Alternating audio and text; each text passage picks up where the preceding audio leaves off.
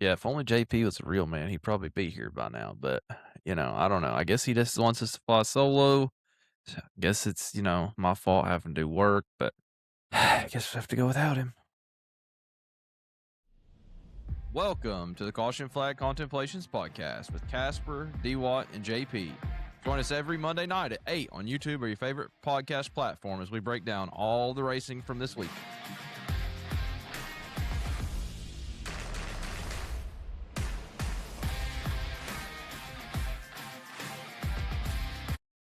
Welcome into the sixth episode of the Caution Flag Contemplations Podcast, 2026, Season 4.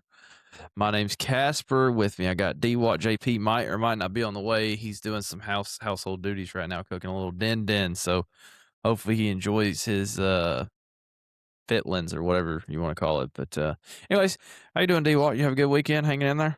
Oh yeah, man. It was a busy weekend. I was a tourist here in my hometown. Went down to Rock City. Had some friends come in town. Went to Rock City. Went down to Coolidge to the carousel. Went to Urban Stack. Went and got some ice cream at the ice cream show downtown. After all that, it was some friends from Nashville. So her friends came. So they came down to Chattanooga and we did all the touristy stuff, and it was really adding up price wise. But hey, it was all fun. Hey, listen, we ain't worried about money. It's just money, son. You can't take it with you when you go. You know what I'm saying? That's right. Got to spend it. Yeah, the Urban Stack's pretty daggum good. I hadn't had that in probably like 2 years. It is good, though. Although I'm pretty sure I got a Philly cheesesteak there is what I liked. Don't tell anybody. But, well, that sounds like a good time. I haven't been to Rock City in a long time. Has it changed at all, or is it still the same old, same old? I felt like it was very much the same size. It hadn't really gotten any bigger. Yeah. They didn't change it a whole lot. Wasn't much good. Like, this time of year, not as much going on. I felt like with no Yeah. like in the wintertime, you got lights and all this kind of stuff. But we went and saw the view, and it was an awesome overlook. Walk the bridge. And walked the bridge. Oh, That's yeah. Did you get a pretty little good sized dancing on bridge. it? You got a little dance, That got a little baby swaying moving a little bit. Oh, yeah. Yeah, I got to get it moving a little bit. You just can't just walk across it all slow and quiet. You got to make a little noise when you You're go across it. always shaking them hips. I know how it be. Wow, already off the rails. We hadn't even been there for 4 minutes. Anyways, yeah, it was a good weekend. I went to North Carolina, had a little family trip down there, had a little wedding shower that I was driving the wife to. Also got to go visit my grandparents, which was a really good time. We got to have the whole family there for a little bit Saturday night, JP included. My sister, me, my dad, my wife, everybody was down there. So that was cool. Got to see some of my great aunts. My aunt and uncle hosted us at their house. We had a good time there too, and it was really good to get to see a lot of people. Don't always get to see that group as much anymore. So it was cool to see everybody together. Had some good barbecue. I put some blades on a lawnmower. Sorry, Papa. Hoping blades stay on there. Hopefully that DeWalt was strong enough. I don't know.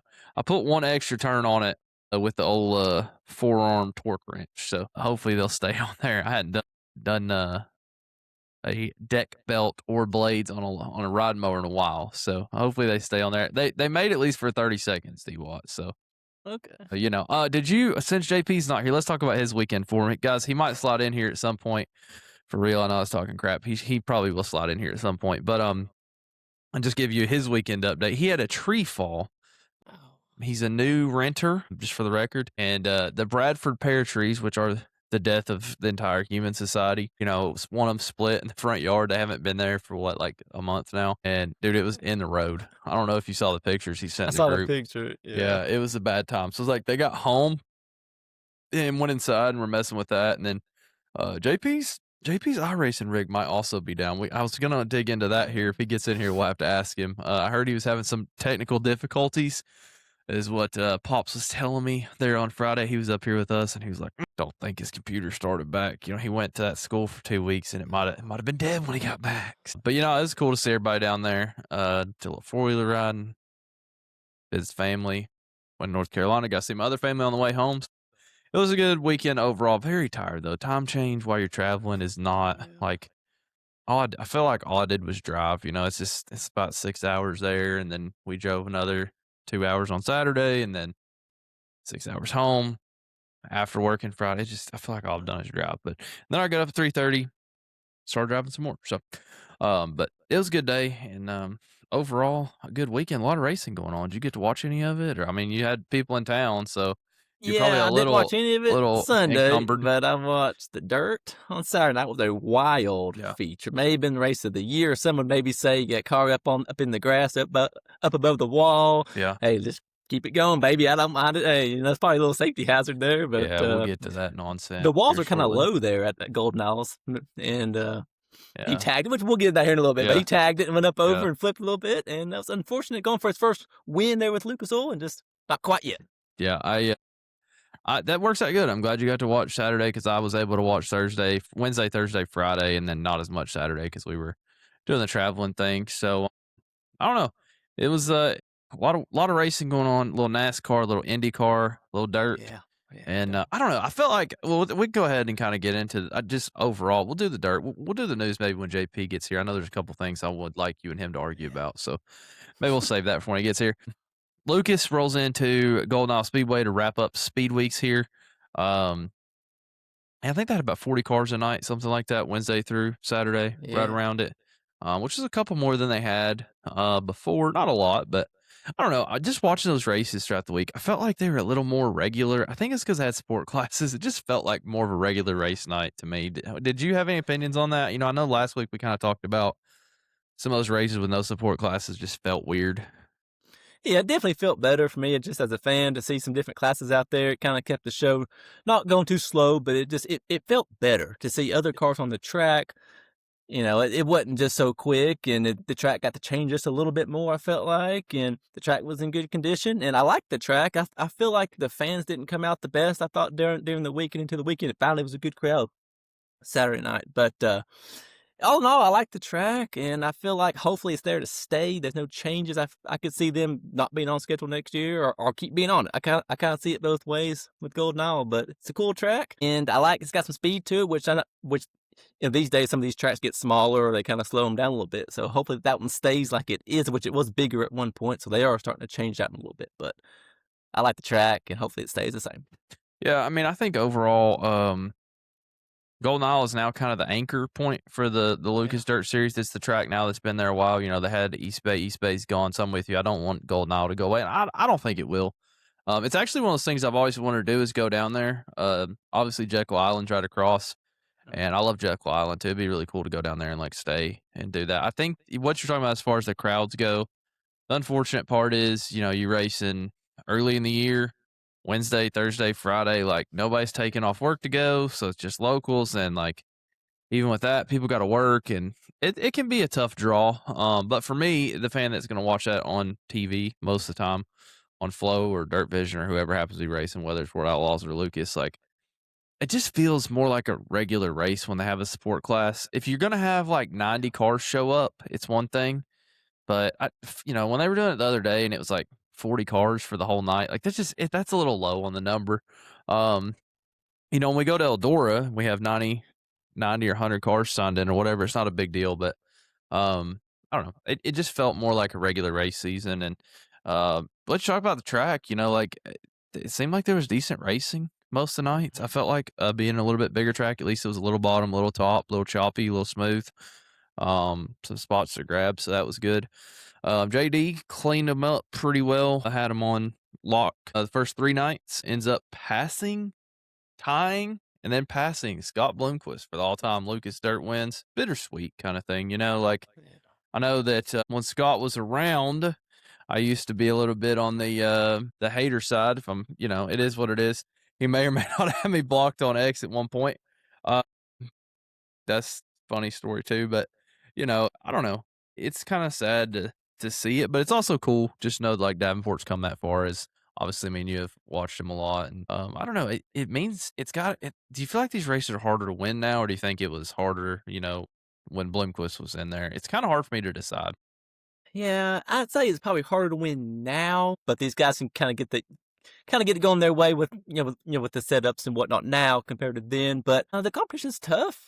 Sometimes it seems like there can be some guys that show up each, some guys that are there, or the guys that are on the full tour. So it's tricky on that side of things. But I feel like times have changed. I wish I could kind of go back to back, for for him Scott was there and stuff. It'd be kind of cool to see back in the day of how it was with all the setups and whatnot then compared to how it is now, which I'm sure a lot's changed. But all in all, it's tough to win these things, and he broke the record, and he got out and did a little chop. So, Yeah. Casper, what was your take on this Scott Bloomquist chop?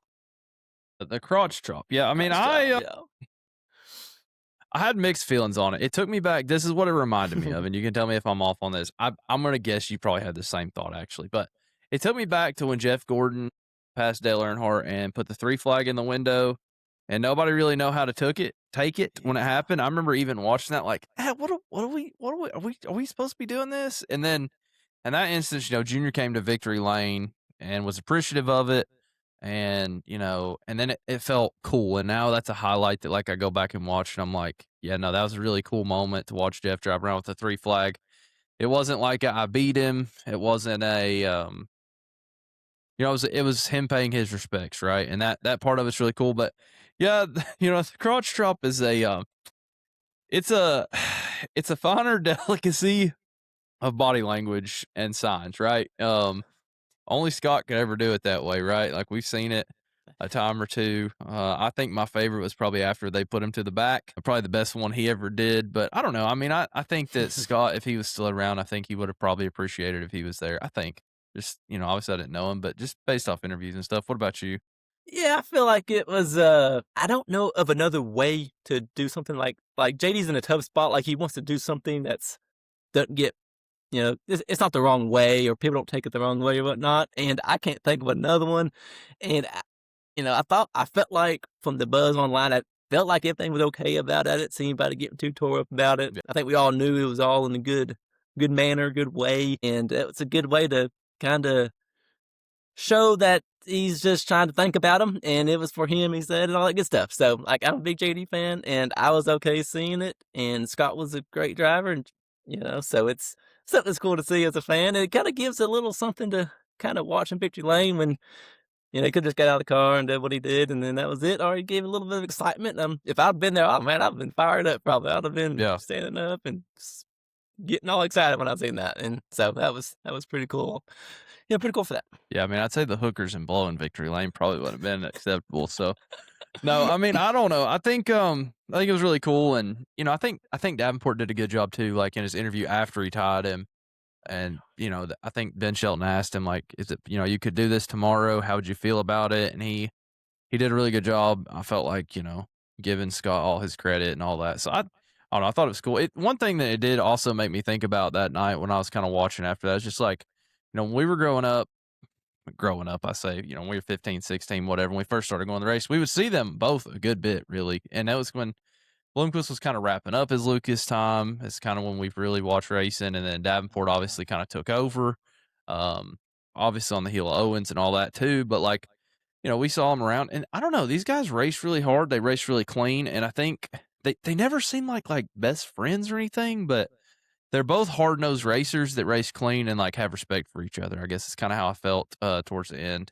So I think it's pretty cool to kinda see everything come full circle is my opinion on that. It is weird to think that Bloomquist is no longer the, all-time wins leader in Lucas. And then, I guess that leads us to the ugly question. Hopefully, the skipper's not listening, but, I mean, do you think that Davenport is better overall than Bloomquist or not? Like, I think it's hard for us to say. We didn't really get to watch Bloomquist's full body of work, but looking back, do you have any thoughts on that?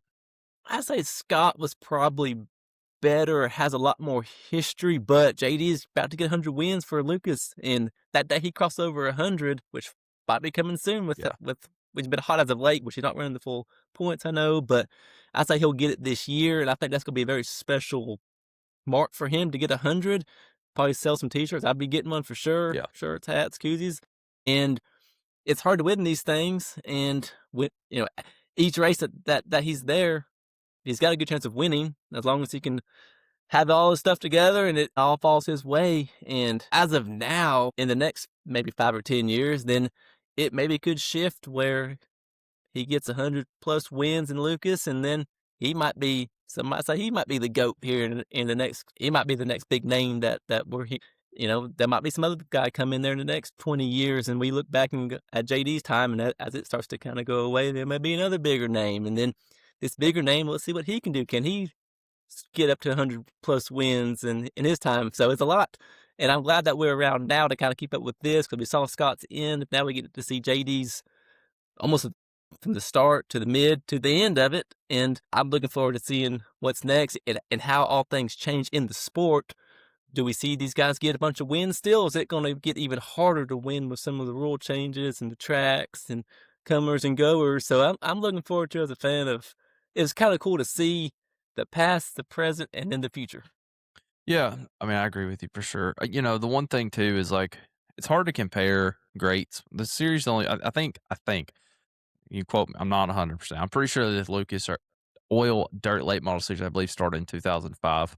So it's about 21 years old. So like it takes some time to get through these histories. You look at a series like NASCAR where we compare greats like Richard Petty, Jeff Gordon, Dale Earnhardt, Jimmy Johnson, and people will have that debate about who's the best. You have to have some years to have those debates, and I think it's cool that we're at least seeing you have these guys that you can have these debates with. So I don't know, and I hope that their success continues and they stay on the path that they are on, putting good product on the track. And I feel like they do a really good job, and I feel like Flo's doing a really good job putting them on TV, in a fun, enjoyable fashion. So I don't know. I like to see Davenport get the win. I knew that unfortunately he's not gonna get the win Saturday after that, which I thought I had him picked, and I didn't. I actually picked Overton. So that was stupid. But I was like watching the feature Saturday night, like, dang it, when he got that flat tire, and Overton was right there. But anyways, long story short, we get to Saturday night. You said you watched it. I'll let you talk about it. You said it was exciting. Let's hear it. Yeah, there was a lot of excitement. Overton was a guy that was running up front there. He had some of those tire issues, kind of like you said. And I feel like that night you could run the top, you could run the bottom. And Trey Mills is a very young, hungry driver I feel like he's got the sponsorship, he's got the money, he's putting in the effort to be great. And he had the lead there. And this is kind of where it got to get good, because there was some cautions were coming out. And I kind of get your take on this, Casper. Do you think he got a little bit nervous that he's in the lead, he's about to get his first win, he's got everybody watching him, and he just overstepped that cushion, and then that's where his day came to an end? Yeah, I mean, first of all, Trey Mills is a great race car driver. I watched him race around here. Obviously, we see him in our regional stuff. He ran out the front last year. I saw him quite a few times at that. I watched him run really good at Smoky Mountain there, with them last year. Yeah, I think the pressure probably did get to him a little bit. I think he knows who he's restarting next to. He knows he's got to get everything he can get, and those restarts are tough, man. And like, I think he's like, I mean, he's less than 18. He might be like Yeah, like 15, 15 or 16, 16. Yeah. 17. I'm not exactly sure. I know at one point he was 14, but that was at least a year ago. So Oh, I don't know. He's in that early teen age. And I thought he did really well after, in his interview and everything. And yeah. Yeah. um, he was running as good as he could. And it happens. Davenport did the same thing, right? Against Bronson, made a mistake on a restart. Yeah. Restarts are hard, and they are hard in the Lucas Oil Dirt Late Model Series, right? And the pressure's there, and these guys are hungry, and a lot of times because of the aero, they got to get you early. So, yeah, I mean, I think he probably did overdrive it a little bit. I don't know if I would call it nervous or just misjudged it. I don't. The kid seems like he stays pretty cool, actually, for a kid. He probably stays cooler than I could. So, I feel like he does a pretty good job with that, but I do think he definitely misjudged it and drove it in a little hard. Like you said, he ends up clipping the wall and O'Neal. rolling it up there. O'Neal got Yeah. into him, kind of bumped Yeah. him up over the edge. Yeah. And I was just glad to see he was okay. Like I said, Saturday I didn't get to watch a lot of racing, but I had got home to my aunt and uncle's house, and I had it pulled up on my phone while we were sitting out there. I was like, oh my gosh, I hope he's okay. And I was really glad to see him get out of the race car, and at least he's young and tough. But I mean, I guess tell me how you feel about them leaving the car up there. So they wreck the Oh, yeah. car, they leave the car up on the wall. They have that area between the fence and the wall. How'd you feel about it? Yeah. It's kind of a unique little area they have compared to other tracks. So as I was watching it live, I thought they're not going to leave that car up there. Maybe they'll somehow get it down, and then a few minutes later, they're like, we're just going to kind of let it go. And safety first, I say you can't leave that car there. But how long will it take to get access to it? And they kept saying they can't get to it, but they got to it after the race. But was it going to take 10, 15, 20 minutes to get to it. So back to my question you asked me. Um, I'd say no, I don't like it, and it was just unique to have a car half tore apart up there in the grass, and they drop the green flag, and they just go on like it ain't really there. Yeah, it was very weird look. I'm glad nobody got hurt. First of all, we can say that. So it's all fine and good. Nobody hit it. Nobody got hurt. Yeah, I didn't like it either overall though, and I would assume I'm gonna make an assumption that guys that run dirt races and on dirt tracks have common sense. Yeah. Next year, you won't see that. I don't think. I think they'll have equipment ready, whether that's a skid steer or a tractor with or a forklift or whatever with some chains. Like we can't have the race car sitting there because all I could see is somebody else have the same flip he had and some piece of metal get out of their car that's sitting still out of his car that's sitting still into their car and potentially hit the driver. And that's just not what you want to see. I do like having that little runoff area with how that track is with like you kind of mentioned earlier, it's a little bit shorter wall. Curious to see if Yeah. maybe they add a guardrail to the top of the wall between now and the end of their next race. Probably wouldn't hurt to add just one rail of guardrail. That car probably wouldn't go over, right? Um, Yeah. so kind of curious to see, a lot of tracks around here have it, but sometimes when you change the banking and you push that dirt up there, like the wall might be bigger than that. But if depending on how you do your banking, you just got to clean it up a little bit. So I'd say they'll work on that, and I say they'll have a plan to not have a car sitting up there the next time. It's 2026, man. Oh yeah. I know it's not cheap, but you're putting on this event, like you can go down to United Rentals and get a backhoe or like I said, a forklift with some chains and have it for a couple hours and pick it up or whatever. It seems like they'd be able to do that. So I'm sure they'll have a plan next time to not have that issue again. But yeah, I'm with you. Glad nobody got hurt. But other scary wrecks. Did you see that one with Snowdrift? I can't ever say the dude's last name. So we're gonna call him Snowdrift. 76 car lost the right Oh. front tire earlier in the feature. Before that, he lost the right front tire off the car going into turn one. Oh. The tire bounced. It went over the fence. They had like the tier parking situation up there, and the thing hit a trash can. And I was like, whew. Oh, I saw. Okay, I got Yeah, caught the tail end of it. yeah, That guy's having some bad luck in speed because they talked to him at one point in the interview, and he said he's ready to go home. yeah. He's been beat down. And he's just got bigger to be here, but he's ready to head home. Yeah, I feel bad for guys like that. But yeah, I was glad nobody got hurt on that. That's something that always scares me. We've seen tires go loose from time to time, and race car Yeah. tire wheels move fast, right? And I'm glad nobody got hurt.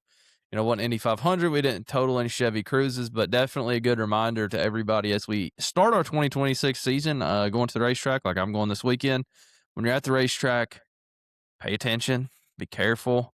Yeah. If you get in the pits, if you get up next to the fence, tier parking, like I said, wherever you're at, just keep your head on a swivel at the racetrack. Pay attention because stuff does happen, and race cars always find the weirdest spot to get to, right? Like I don't know how, but they do. They're like magnets. So be careful with that for sure. And like I said, that's a good reminder for me going to the racetrack this weekend. If you get a pit pass, which sometimes we do, try to stay out of the way. Be a good fan. Uh, being a good fan, it means leave drivers alone, stay out of their way. So, and then they're all pretty cool as long as you do that. But if you get in their way, they're not too happy about it. Okay, I'll just tell you. One time I walked in front of Scott Bloomquist at Smoky Mountain Speedway. He did not like it very much. That did happen. uh, we won't talk about the full details of that tonight because I don't want to be disallowed to the race this weekend. But anyways, it was a good time. But yeah, I mean, I don't know. It's a good weekend overall for Lucas. Good to see them wrap it up. Points now are official. They've done all those drops from Speed Weeks. Not Speed Weeks is over. So your points leader is the 71 Hudson O'Neal over Devin Moran, Brandon Overton, and Clay Harris in fourth. Really good Speed Weeks for Clay Harris. I'm curious to see if that'll stick for him throughout the year. Like I said, he came up here to I-75 last year, ran pretty good. Sounds like he's got his stuff together, ran good everywhere. He went in Florida, Georgia this year, so I'd like to see him do it. He's got peanuts and green on the car, so I like that for him and excited to see what can happen. But I don't know, any surprises you want to wrap up on the Lucas section of the Speed Weeks or? Speed Week wise, I probably watched more of the flow with the Lucas Oil Late Model Dirt series than the Dirt Vision. Just as a fan, real quick, I probably lean more to the flow with the broadcast and the interviews. I like the interviews after each heat race, which they probably do with the Outlaws too. But they are very quick to do interviews after wrecks, which is pretty cool. I feel like they got good cameras all over the track. So all in all, they got really good coverage. Little talk show before it starts, and I was kind of curious, kind of going into the speed weeks. Now that it's over with, which one I would lean more into, and it's probably the flow for me. Yeah, I mean, I'm with you. Unfortunately, I just feel like World Outlaws is a little bit gimmicky sometimes when I watch it on Yeah. Dirt Vision. And look, we're a fan show. We're not paid by anybody. We both paid the subscriptions for both services, so don't get twisted. But we're fans, and we're gonna come on here and say it. And hey, if they want to hear what we're saying and maybe do something about it, that's fine, right? Like we said, same thing about Fox for NASCAR last year. We don't care. But I don't know. It's Dirt Vision is fine. It's not bad. The series is not bad. It's just it feels gimmicky. All the music and sometimes they're a little much. Their whole, like, pre-race thing, I don't know, and I really like, Jarrett and Essex and, Ben Shelton and everything that they have going on with Flo is it's very easy to watch, and as a race fan, it feels a little bit more hate to say this, but it feels just a little more intimate. It's not really the word I wanna use, but it's just it's a more enjoyable experience for me, so, they do a great job with all that, but hey, we support both. They come to town, we support them. Lucas don't ever love us, they never come, but, we'll be going to World Outlaws this weekend, all right? That leads us to kind of wrap up the dirt section here. Southern All-Stars did race Friday, Penn, Alabama. They got rained out at Saturday at North Georgia, so they rescheduled that for this Thursday, March 12th. Thursday night racing down there at North Georgia Speedway. Huh. Would love to go, won't be there, unfortunately, but it's too far for me to go and have to work Friday. But Tucker Anderson gets the win at Penton on Friday. And like I said, they have the North Georgia, it's like 7 or 5 to win on Thursday. So that'll be right before the World Outlaws weekend, 2 hours away. So who knows? They might have some cars show up. Maybe a turbo, somebody like that might go down there. So looking forward to seeing what they have. And obviously for me this weekend, looking forward to watching a little World Outlaws at Bulls Gap, Volunteer Speedway, and Smoky Mountain Speedway, a Friday and Saturday night. I know that you may or may not be in attendance. You're trying to tease me about it. You want to make it official here? Yay, nay? Is it too much drama to talk about on the There's show? a little bit of drama, but not too much. It really just comes down to like I got a show, I got a podcast, Sport Talk with D-Wad, and I got this one I'm on. So I got a little schedule conflict, so I'm really trying to figure out my best option. We'll see what my wife wants to go to, and let's go check out some fishing in I'll see you next Knoxville. time. She was a trooper at Atlanta, but I mean, I wouldn't want to go Smoky Mountain if I was her either, so that's fine. So we'll figure all that out throughout the weekend. I hear you. I'm gonna be hitting both races this weekend. If you guys see me out there, just holler. I'm just a regular race fan. I don't do anything stupid. I'm not. For y'all, those of y'all that don't know, we just do this show to have fun. Okay, we don't think we're anybody. We are just three nutcases when JP's here on here running our mouths, talking about what we like to talk about.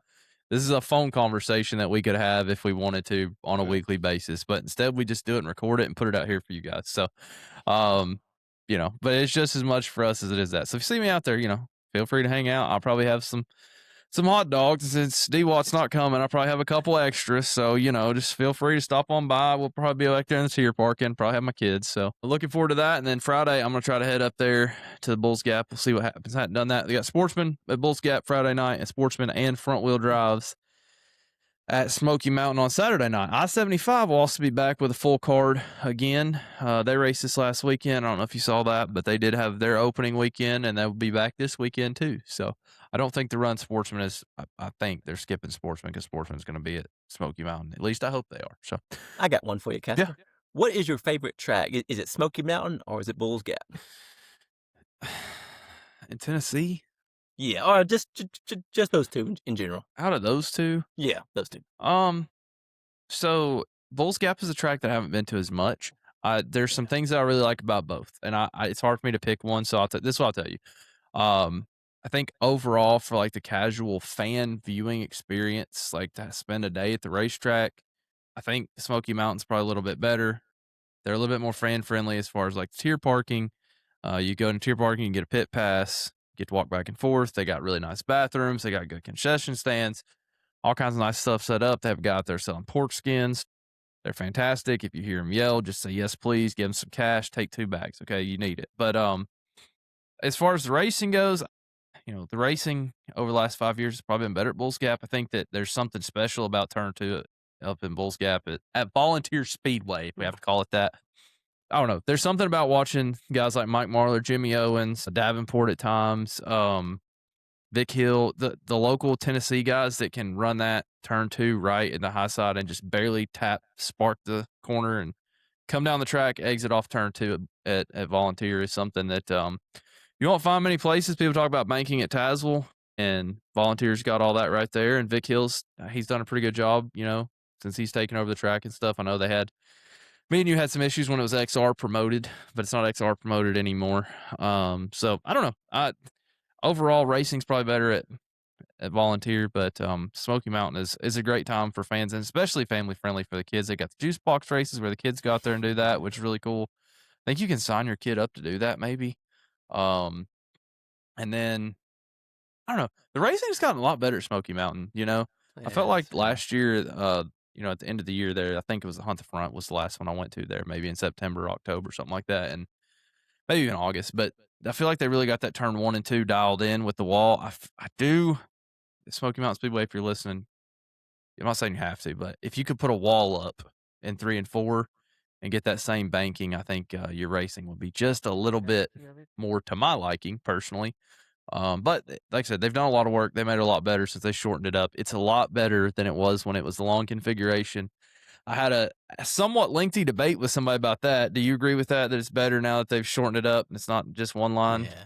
I used to be a hater of the track, honestly, when it was so big. So now they've made it a little smaller, and I think it's racing is more passing. I feel like it keeps these kind of cars a little bit closer together, and they don't get as spread out. But I like the speed of the old place, but the new place is just as a fan, I like it how it's just a little bit closer together. Yeah, the one thing I do like about having the no wall and the different in there, that I will give credit to, is it does make it where you can run two different lines, like completely two different lines, which leads for some passing in 1 and 2 and some setups in 3 and 4, if that makes any sense. Kind of how you run to set up your entry or your exit in 1 and 2 is a little different. The line you might take inside out or outside in. So I don't know. Looking forward to watching it, and it's always a good one for me. I always think back the first time we ever went to War Outlaws was at Smoky Mountain back 19 million years ago when we weren't 45 years old. So, it's always got a special place for me. But other than that, I guess that about wraps it up for the dirt section. Quick news. I guess we'll go ahead and cover this because I guess JP's not coming. Driver swaps. Dirt. We'll do that first. Little drama down there at Golden Isle. Corey Hedgecock out of the Billy Hicks number 70. Donald McIntosh back after leaving to go to Coltman Farms. Back in the number 79 Billy Hicks machine. And Corey ended up running the 15K that Cody Overton was running. And Cody Overton ended up running the 16 for Tyler Brunig. So we had like a three-way driver swap on Wednesday at Golden Isle, which was pretty wild. Looking forward to see what happens around. Tyler Brunig has had some injury issues that we kind of didn't really know about and didn't discuss on the show a whole lot. I don't like to talk about stuff because I don't know the details, and some of this dirt stuff, it's not like NASCAR. They're not going to come out and say he's being diagnosed with this and this is the timetable. And I did, on the broadcast, maybe Thursday night, they were saying that, Brunig's not really sure what he wants to do. He's taken a few hard hits, been a little beat up. So curious to see what happens with that. Cody Overton doesn't really have a ride right now, so maybe that'd be a good fit. I don't know.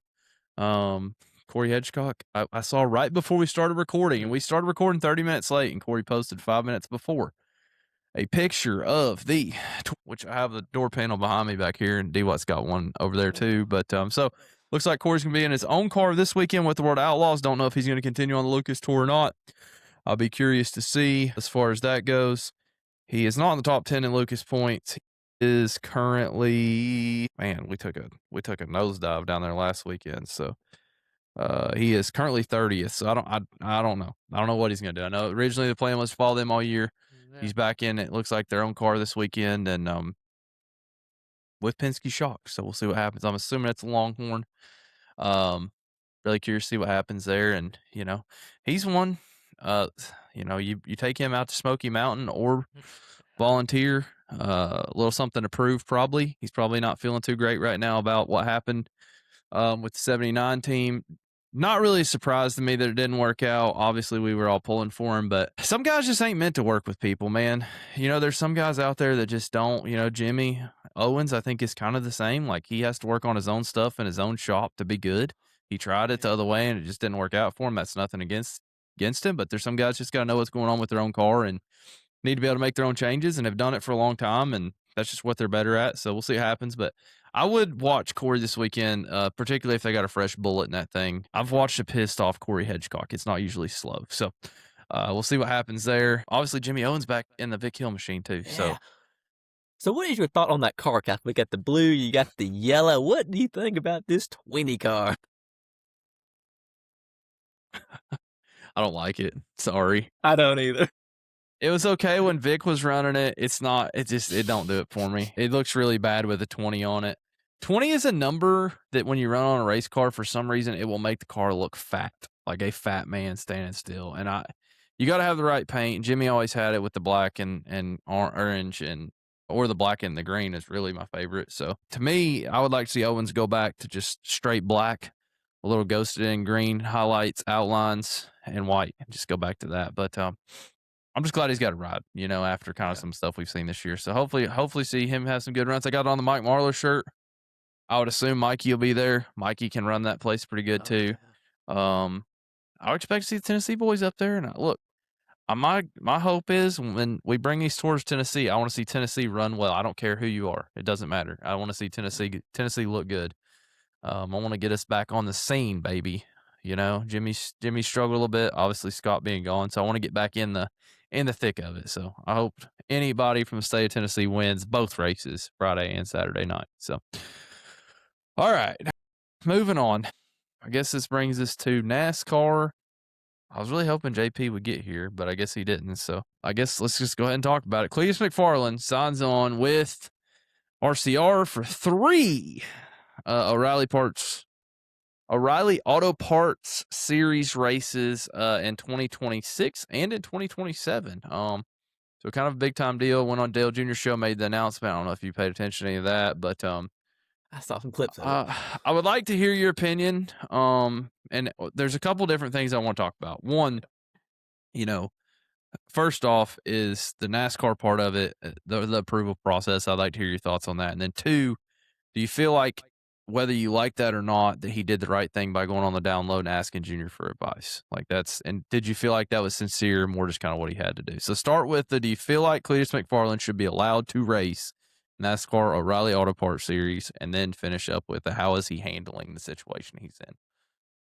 I don't think he should be in in that series yet, in O'Reilly's. I don't think that's gonna be a tough track to go to for his first time out. I think it's banked, it's fast, he's gonna be in the way. And so from my understanding is, and if I'm wrong, please tell me. So he has to so if this goes well, then he can run that Talladega Daytona. Is that correct? So yeah, he is not approved to run O'Reilly's cars at a super speedway currently. So he's going to run Okay. Rockingham, and then essentially, if he can handle that, he would be allowed to move on and run the Talladega race. Is the next one Okay. they're wanting him to run? Yes, sir. So they are making a lot of promises to these sponsorships from what I've been hearing. And so they are assuming it's all going to go well, in that first race. And I saw him run that truck. I seen ARCA. I seen him run the ARCA. I seen him run this truck, and I'm just not that impressed with him. And I get it. He's got a big following. He's probably got a bunch of money. And like Kyle Busch said, Kyle Busch had a pretty good stance on it, I thought. From I guess it was a Phoenix that he was saying all that. It was should he really be out there? And I get it. Some guys do skip the whole truck series thing and just go right to the O'Reilly's. And I just don't think he's really cut out for him. And he's got it. I mean, it's a good ride. It's not a great ride, but it's good to have the RCR connection there at the O'Reilly series. They seem to run well. I just kind of back to where I started was I don't think he really deserves that ride, and he is gonna drive. I think he's gonna drive a little bit over his head, and I think he could make a mistake early on. And he's either going to get in the wall or he's going to have some contact with somebody and he's going to ruin his day and the other guy's day. That's my thought on that. And then back to the download. I'm fine with him getting on there. I think he's really good with getting online and being on different shows and asking for advice. And when a junior was kind of telling him how to, uh, get out of the way. I like that comment there on Junior's side. He was trying to teach him how to get out of the way because he said RCR might have a different idea, but if you just want to listen to me, I would do it this way. And to kind of get on there and get some advice and try to learn And if he can learn now, it could really make a big difference of what he can get in his head, get in the sim. If I was Cletus, I'd be doing everything I possibly can these next few weeks or so to be able to perform, and don't get nervous, don't get in your head. Just get out there, hold a pretty wheel, and do the best you can. Yeah, I mean, so first of all, I really appreciate you having a good, solid, a lot of viewpoints from that perspective. So I'm gonna take the other side of the coin, okay? And I'm not really sure where I land on this whole thing either. This is what I want to talk about. So everybody wants to, the traditional NASCAR race fans want to complain about the approval process and all this. This is what I have to say about that. How do we expect to get guys seat time if we have no practice? He had that Daytona issue. If the trucks would have had a test on Tuesday of the Daytona race and he would have got to some drafting practice, do you think he would have wrecked that truck at Daytona like that in lap 5? I don't.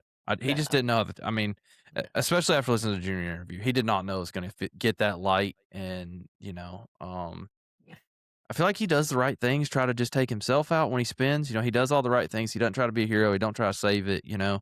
Um, lock it down, turn it left, didn't junk a bunch of crush. I don't know. It's a very odd thing. I want guys to do the right things too, and I don't want people that have earned it to be passed up.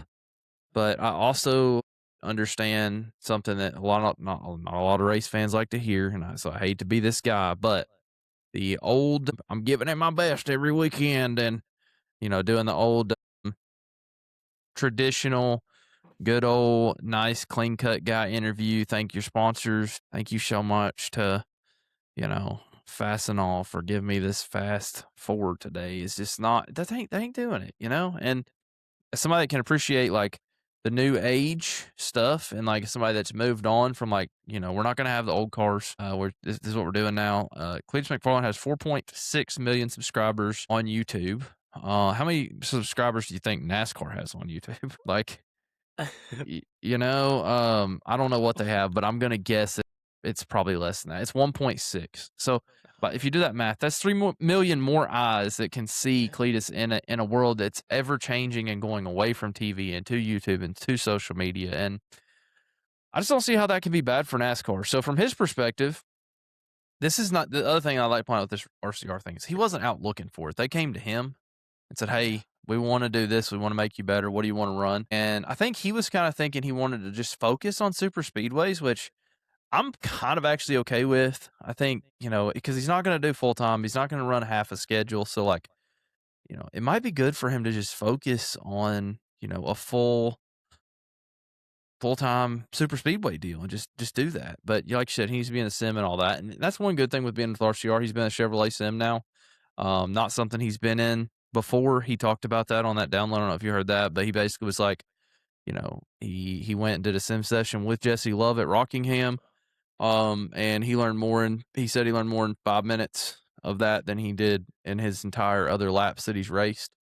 Just from being able to look at his braking points and have somebody analyze it with him and say, okay, well, you need to do this, this, and this. And so I think that all that stuff will be good for him. I think what Junior said is good. Hey, you own a racetrack, go buy a race car and go turn some laps, dude. Like, and I think, it's really interesting. It's really cool for us to get to see behind the curtain of that conversation and hear Dale Jr., who, whether he has the most wins or championships or whatever, is like, he was a good race car driver. Talk to somebody that doesn't have that experience and say, well, you just didn't know what it was going to feel like and you made a mistake. Like this is not easy. And it's good for me. There's a couple things.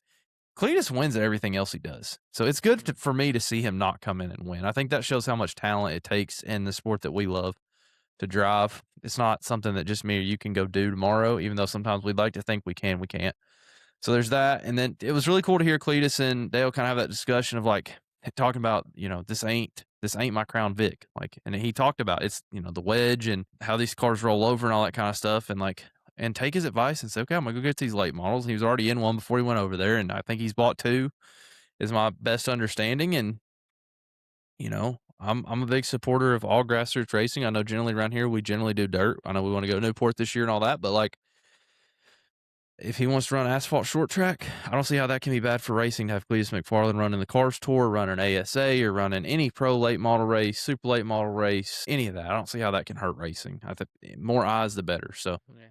I'm excited to see that, and I I hope it works out for him. I understand the people that question him being out there, but he'll probably wreck less stuff than Natalie Decker. So she's still out here. Apparently, she's got a cup ride. That's more news. I didn't even see where, but apparently she's got a cup ride. So congratulations to her on that. That's awful. I don't know.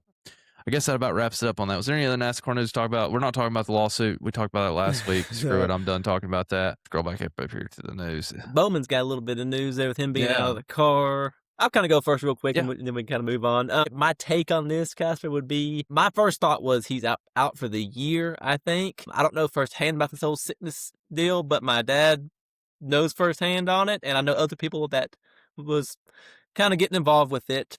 So I hope he is okay. I hope he can bounce back. I hope this doesn't linger for him. I hope just as a fan, I hope the best for him. But just my take on that, Casper, is we'll see. We'll see. I was hoping for some more news, and this is not what he wants. He's a driver that's younger and coming up, and he's now to the Cup Series, and we want to see him run well. But this is a serious deal he has to deal with now, and this could linger for a while, I think. Yeah, I don't know exactly what the cause of vertigo is, but obviously can't be driving a car if you're dizzy, and it'd be dangerous. And the unfortunate part for Alex is this is a contract year for him, and the performance just hadn't been there. I don't think that he's. If I'm Hendrick, I wouldn't re-sign him. If I had to rank the Hendrick Motorsports drivers today, I would go Kyle Larson, William Byron, Chase Elliott, Alex Bowman. That would be the order I'd rank him in. And I don't think that Alex Bowman's done enough to stay on the team. Sorry. Wow, that sounds really harsh when you say it that way. But first of all, I just hope he gets healthy right now. That's the first thing. I hate to see these guys go away. Matt Tiff back in the day, Casey Kane, Trevor Bain. There's been different guys that have had different health issues over the years, and hate to see that. So I hope he can at least get back in, finish the year, and hopefully have a good season. I don't want him out, but the performance isn't there, and it's gonna be really tough for him with the points now too. It's not just winning; you're in the chase, and that's a tough deal for him. So I'm interested to see what happens there. And, Anthony Alfredo, I'd like to point out he ran really good at Phoenix. We're kind of going to skip through some of this because we're burning in the time. Like, we're not talking about the races all that much. But Anthony Alfredo had a really good run filling in for him, had a flat tire late. He didn't have a flat tire. He got caught up in some people being idiots and took him out. So basically, Penske drivers don't know how to drive unless it's Ryan Blaney. So, that sucked for him. But I don't know. We'll see what happens. I haven't said anything about this week at Vegas yet. But not hearing anything makes me kind of lead toward Alfredo's probably going to be back in the car. And then, do they sneak a Corey Day or do they have somebody else they put in this car? Or is it just going to be Alfredo? I don't know. We'll see what happens. All right, races this weekend. O'Reilly race, Saturday. Any notes from that you had? Stage winners, Sammy Smith, Jesse Love, stage 1 and 2, and then Justin Allgaier ends up getting the race. Any highlights from that you wanted to point out? Not really. I mean, it was an okay race, pretty good crowd there. I don't have a whole lot. I watched some of the end of it there, and come on kind of late. But as a fan, it was pretty good race. Yeah, I mean, the late thing, obviously, this thing came after the IndyCar race and all that. Jesse Love leads 114 laps and ends up losing. Brandon Jones turned himself off of Sammy Smith, and I think was complaining about it after. Brandon Jones is another one. I mean, maybe we need to look at his eligibility because the dude just does dumb stuff all the time. He's got some suck in him, like we talk about the Vols, right? I don't really like the kid at this point. Sorry, but I hate that for him. But yeah, that's basically not a whole lot of cautions in that race, less in that race than it was the Cup race. So, good win. Justin Allgaier gets the win out there. Nobody's surprised there. That's one of his best tracks. Decent racing, but like I said, kind of clean. I don't know. I don't love this racetrack. It is what it is. I said it. You heard it. I said it here first. All right. Cup race, Sunday. Stage 1. Ryan Blaney. I got one thing real quick. Yeah. This is a track that he was not that great at in the years past, but he's really gotten in that sim, or he's gotten his confidence up, and he's really got that place turned around when he got to win last fall, and he won Sunday. So I like it just as a fan. Good to see him get the track where he's good at it now. I don't think I'd say he's not been good at it. He's had some bad luck. The dude, listen, Ryan Blaney, he might be one of the unluckiest race car drivers on the series, if you ask me. And even in this race, to 2 issues on pit road from the team, not speeding. I think it was 2 loose wheels, if I'm not mistaken. Had to pull in the teammates box and get the love tap assist from the lug gun. Good thing Joey's on the pole for him. But Yeah, I mean, I don't know. I don't love all that as far as that goes, but no, I mean, Ryan had a really good car. He was fast. He's been good this year. He's been a really solid car. I know he's kind of got a little bit overlooked because he wasn't all that on the super speedways. But man, if you look at his race last weekend and then you look at his race this weekend, whew, I don't know. They look to me like the fastest car, and if they come out at Vegas and they're still rocking and rolling, everybody better look out. For this first mile and a half this weekend coming up, so we'll see what he's got. I wouldn't expect him to be slow. That's also been a good track for Penske. So really good race for Ryan, and obviously got the win. A couple of notes I wanted to point out in the race. Joey Logano can't drive. He should probably have his eligibility revoked as well. Back to the O'Reilly series, as he turned Ross Chastain for absolutely no reason on a restart, and then he also just decided to drive across AJ Allmendinger and he took out himself, Cindric, and Alfredo in that one, right? So, Yeah. really hard hit for Austin Cindric, dude. He said, I never thought I'd do a wheelie into the wall at Phoenix, and he did. It reminded me a little bit of the Jeff Gordon Clint Boyer crash, as far as being a hard hit back there in the dog leg. Hated to see that. But yeah, I mean, Joey ran out of talent or intelligence. I don't know which. So, hate that for him. But yeah, at the end of the race, it comes down to like 20 to go. You got to pick 4 tires, no tires. Bell maybe had the best car. I really thought Blaney was a better car. Honestly, I just thought it was about who got clean air. And Hassler made the right call, in my opinion. 2 tires was the right call. I don't know why you didn't make a 2-tire call if you're Christopher Bell. Did we not watch this race last year for a championship and somebody else from Joe Gibbs lose the race? Sorry, Denny. So I don't know. I thought it was a terrible call. I thought Blaney did the right thing, and I thought he was fastest car all day. The only other notes I really had from the race: a lot of right side tire issues from RCR in particular. I mean, I don't think they had a single car didn't have a tire problem, including Jesse Love. So Kyle Busch had 2 flat tires, and Shane Van Gisbergen spun out twice during him having issues and kind of bailed him out. He also finished the stage with a flat tire, so they're on the struggle bus. Hate to see that for Kyle. Hopefully they can get their self together as well. But overall, decent race. I don't love this racetrack. It was better this time. I did feel like the horsepower mattered. Guys could pass.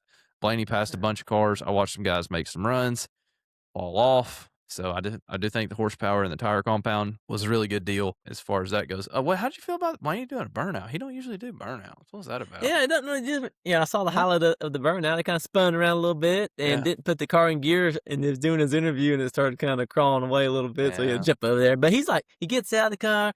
He's just always, he's just a winner, and the fans seem to love him. You can't be a winner if you have a mustache like that.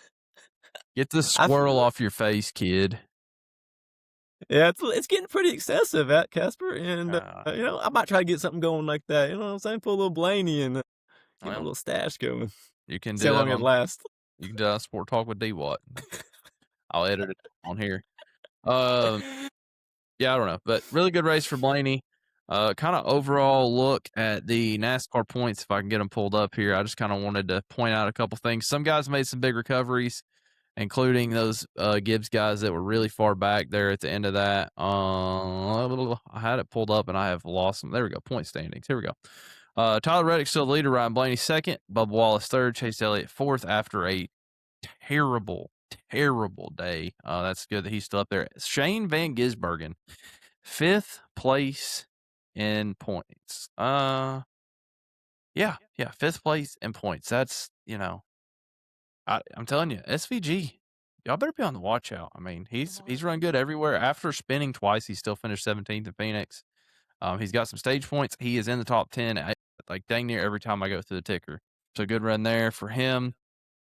Michael McDowell is 8th in points. This is something I want to talk about real quick. Carson Holler, so far, another Spire car is in 14th, and I believe Daniel Suarez is also in 17th. So you almost have 3. You have 1 car that's 1 out, and then you have 2 cars that are in the top 16 in points at Spire.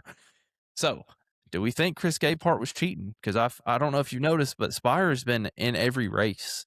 Like when Michael McDowell was in the top 5 yesterday, I was like, Wait a second. Hold on. What have we done? Because this ain't how it's supposed to be. So I don't know. Better watch that one. Curious to see how all that goes. We'll talk more about the lawsuit next week. So, but yeah, that pretty much wraps us up on the Cup race. JP won our little fantasy deal this go round. I did not. All my guys wrecked, so I'm gonna quit doing it. And so I'm gonna start putting Blaney in it every week. Maybe he'll wreck every week. At least I can get him 10 weeks that way. So. We'll see what happens. Overall, rate the week 1 out of 10. I'm gonna give it a overall for the weekend. With the NASCAR, IndyCar, which we didn't really talk about combination, I'm gonna give this like an 8 on the weekend, but the actual Cup race, I'm gonna give like a 6 because I just don't like it. But I really like them racing together. Actually, what about you? The Cup race, I'd probably give it about a 7.8 or so out of 10. I thought it was pretty good. I'd like to change the horsepower. I think they helped a little bit, and they were getting aggressive out there. We saw some contact. We saw some tire issues, which as a fan you want to see some of that. So you don't want to see the hard hits, but you want to see a little something happen throughout the race, and that's what we saw. Yeah, I want to talk about the IndyCar thing a little bit. I know we're running out of time a little bit, but so IndyCar raced on Saturday. There were some guys complaining. I didn't know if you saw this. Some IndyCar drivers were kind of like, we shouldn't be playing second fiddle to the NASCAR. Yes. So my opinion is this. I don't think NASCAR and IndyCar is the same thing. I'm not going to get on here and give y'all a dignified answer if I think that NASCAR has a bigger following than IndyCar or not, because that's just dumb. We're not even going to have that discussion. But I will tell you this. I would be 100% okay with them doing this twice a year and letting IndyCar go Sunday one weekend and Cup Series go Saturday the other weekend. I'd be fine with that. Just split them back and forth, do 1 and 1. I'm fine with that. I wouldn't have a problem. I don't think, just because you race first and this doesn't mean you're second fiddle to me. But them guys that cry about that, I think if you're crying about that, then you're kind of admitting that you're behind them. I don't know. Like, I don't think anybody at NASCAR is worried about running a Saturday night race and maybe letting, IndyCar run Sunday if that's what they want to do. I don't really see a problem with that. So I thought it was kind of dumb. But do you like the idea? Do you think it's dumb? Do you think it's too serious? They got no business to be on the same track. What do you think? It's kind of unique because they're both on Fox there in the springtime. I like it. I think as a fan, it'd be awesome to be there. Yeah. I could have gone to the rallies, then you got the Cup, and then you got the IndyCar all on the same weekend. So it'd be cool to get like a package deal to see all the races.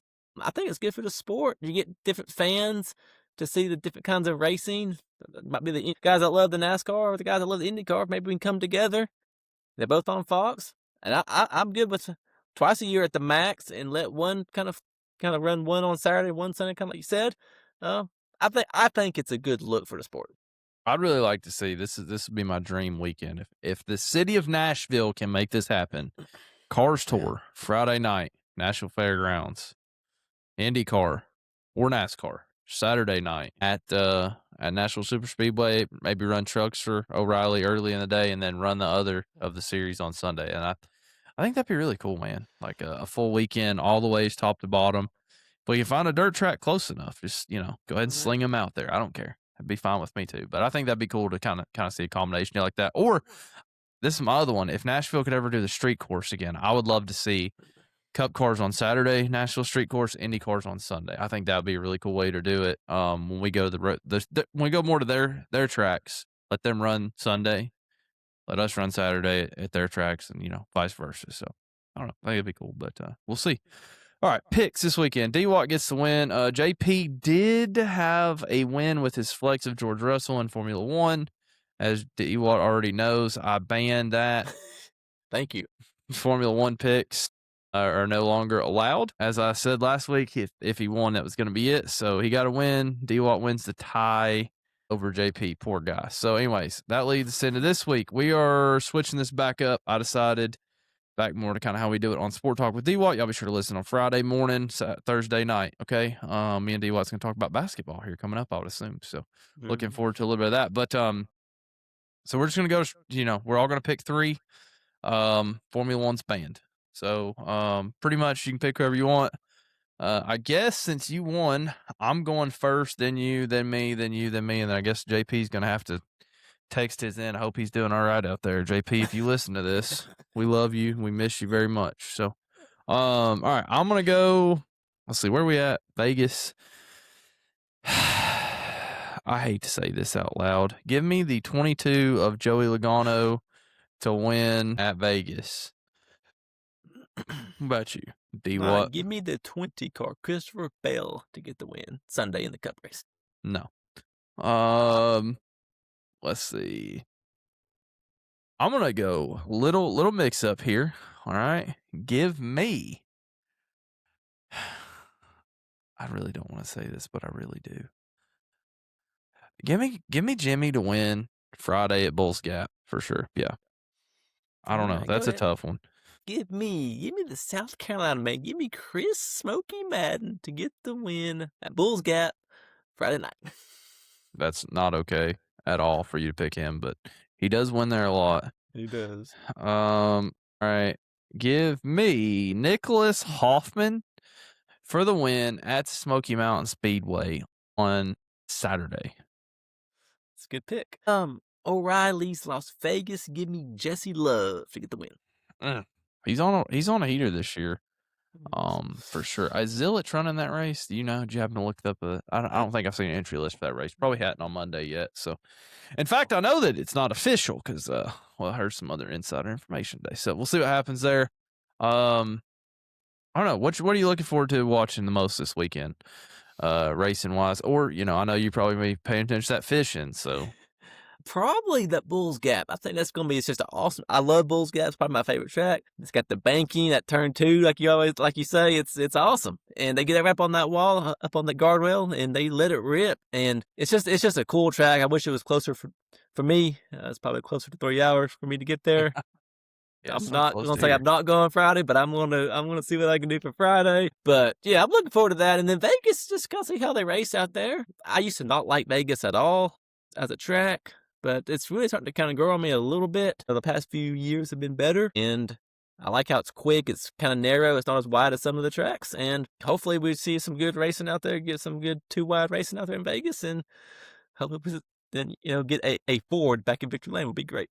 Yeah, my one to watch this week is going to be the Hendrick Motorsports cars at Las Vegas Motor Speedway. I have not seen the speed I would have liked to have seen out of them at Phoenix or necessarily at the road course, and I want to see them all in the top 10 this weekend if they got anything, because I'm a little worried, to be honest. Chevy's got that new nose. It almost seems like Spire might have it figured out better than Hendrick at this point, so probably because Gay Park gave him all the Toyota notes, but that's a whole nother deal. So we'll see what happens. That your one hot minute, sir. Oh. What you got? Let her rip.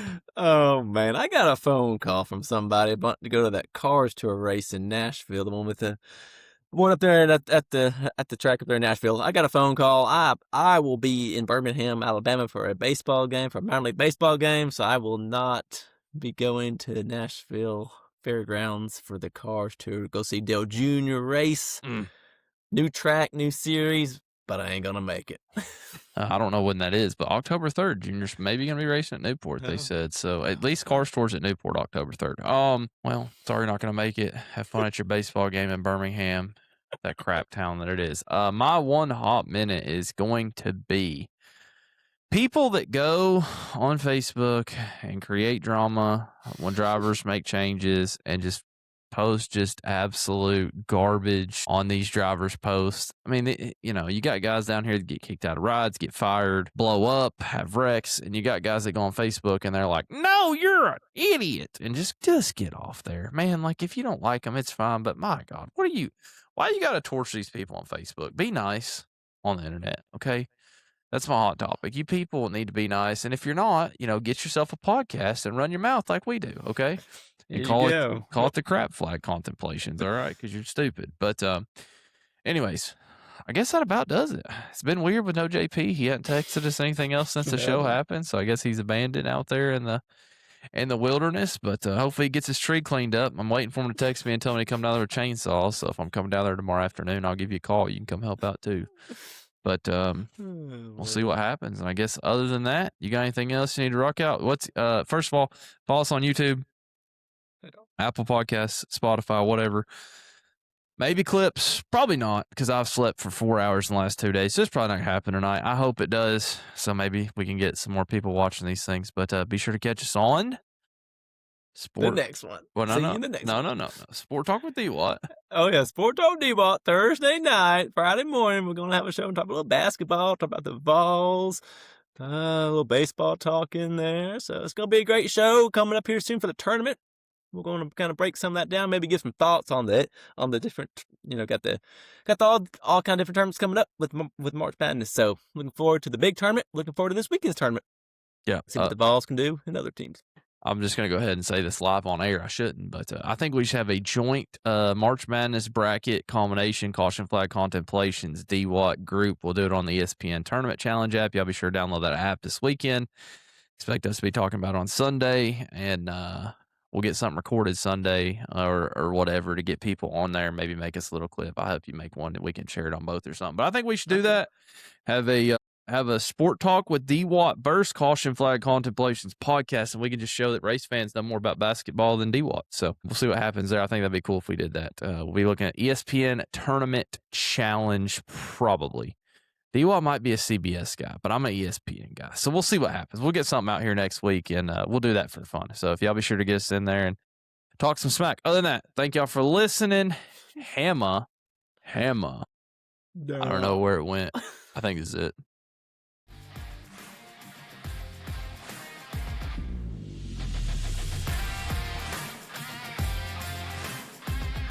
Thank y'all for listening to the Caution Flag Contemplations podcast.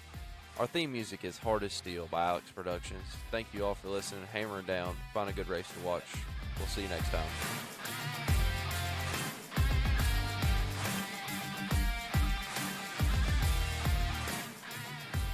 Formula One sucks.